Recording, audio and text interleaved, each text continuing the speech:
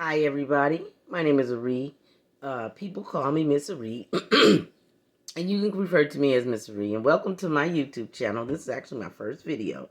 And I love crafts, but more than all the crafts I've ever done, I love beading. I love to bead.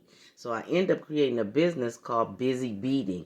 And I make waist beads, tons of waist beads, and bracelets, and I have just so much, so much, as you can see, just craft stuff everywhere. And one thing I do appreciate is that my husband, he doesn't get upset because I do have stuff everywhere. I'm trying to fix this camera. Let me see what's going on here. Oh my.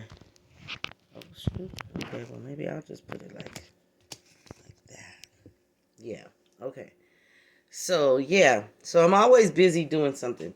And so today I'm actually working on this. I have an order and it was for 3 waist beads, and I gave her one free because she had came from out of town.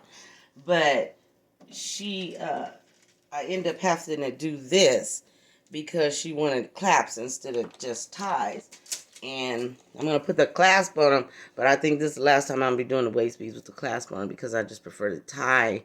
And the clasp, it takes a lot of time and stuff. So anyway, that's what I'm going to be working on today. And I'm just new to this YouTube stuff. It's new for me, and I'm just trying it out. I'm going to try to go like 5 minutes because I never did a YouTube channel before, and I'm from a different generations. I was born in 1960s, and all this stuff is new, and some of it I like a lot, and some of it is it's just too much and it moves too fast for me. But anyway, I was born and raised in San Francisco, California. I lived there the majority of my life in California. When I was 16, my parents moved us to a little suburb called Daly City. And I lived there and, went to school there and everything, me and my 2 sisters. And then I grew up a little bit. I got married at 21 from a guy who always lived in San Francisco, but I didn't really know him. He lived in San Jose. His family moved him to San Jose. And his family moved him to San Jose when he was 14, he said. And he ended up being my cousins who live in who had at the time lived in San Jose. He ended up being their best friend, and I met him, and the rest is history. 5 kids, 38 years, and 27 and 20, a whole bunch of grandkids. So that's a little bit about myself. I went to a beading festival. Well, actually, I moved to Oklahoma in 2020, right when the pandemic hit. It was so crazy because I had fallen down the stairs and I tore my rotator cuff. Went to the doctor, got everything situated so I could have surgery. I had surgery in March, and the pandemic was just hitting right then. And so my recuperation was pretty good, but I had to stay inside and stuff, and everything. And then we decided that we were going to move to Oklahoma. So my husband, he came to Oklahoma in May and got a whole bunch of stuff in order and everything. And then me and my daughter and her children, we moved out here. And actually left June 28th, left California. And we've been here over a year. It's been really good to us here in Oklahoma. I know that there's a lot of opportunity here in Oklahoma because I was born and raised in California, but California had gotten to be just a little bit too much, I'm putting my tools and trying to get them in order, because if I don't, I won't know where anything is. But yeah, it had gotten really expensive, so we moved out here to Oklahoma, relocated, and it's been very good. They're very, very good to us here.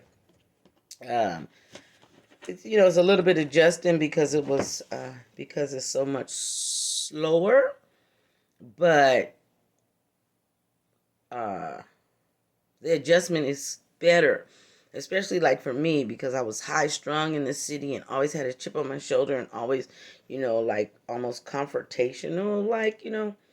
But I I learned to drop all that when I got here. And it's so funny because my sister and my uncle and his family, my brother-in-law, they came. My daughter had gotten married. My youngest daughter got married 4th of July. And they came out here and they kept saying, you guys look so calm. You guys look so refreshed. You don't have the California stress on you. So I was saying, ooh, what must we have been looking like? Because it was very stressful in California, you know all piled up on top of each other and trying to make it. But this is just a much better life. And I always encourage people, like my children, I'm friends on the social media with a lot of my children's friends. I've known them forever, their whole lives, some of them. And a lot of them are getting unrestful because in the city of Stockton where we all lived, the violence and everything is so bad, and they've grown up and they have children, and so they they want a better life, but they call Stockton home. So I encourage a lot of them to change. I'm not saying move to Oklahoma. I'm just saying go somewhere and check it out. You can always vacation and stuff. Go somewhere and see where you might want to relocate. I believe there are people everywhere. You can make friends everywhere. I made tons of friends here already in a year. Well, I should say acquaintances because I don't have a lot of friends. I know a lot of people. But if it's not a good environment for you, get your family out of there. You don't have to do that. And this hair, I need to wash it. I do something. But anyway, a long time ago, my mother, she had taught us that usually by the 3rd generation, a big change comes. Someone leaves, someone sells the property, someone marries someone we wouldn't expect them to, and it's all okay. It's all okay to do that. And just be happy and live your life. I have a young little cousin. He's so depressed and everything. And it's so sad because I'm 59 years now, and I always tell my family, look, y'all, no stress and drama because I only got 41 years until I'm 100, and I'm going in with ease, But the young people, just keep trying. Don't give up. Don't look at other people and say, oh, I want my life like that, and then try to do what they do. You go to the people who are higher than what they are, and you try to find out how it is to get to those yams, okay, or candy or sugar or whatever it is that you like to eat. But don't be depressed. Find yourself a hobby, something to get into.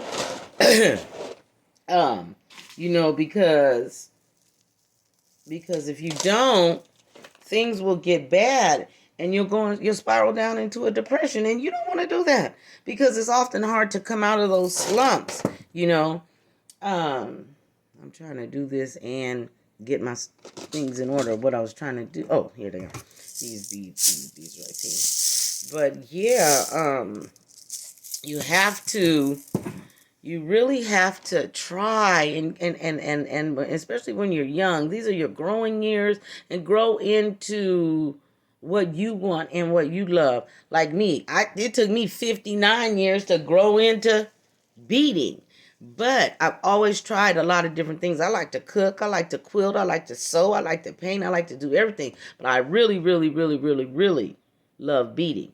And that's what you have to do to get yourself out of this world and all the chaos and everything that goes that goes on in it. I'm sorry, y'all. I keep clearing my throat.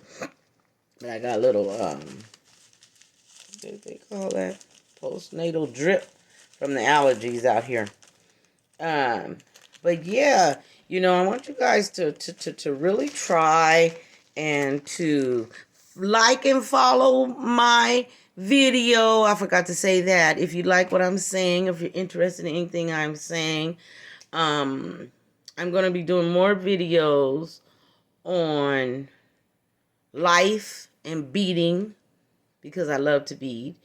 And just talk to you guys about maybe whatever's going on. If there's a subject you'd like to talk about, leave it in the comments. You know, I'm here for just about anything. Thank you for listening to my video. Don't forget to push like and subscribe. This is just my first one, and I enjoyed it. And thank you, and take care. Busy beading.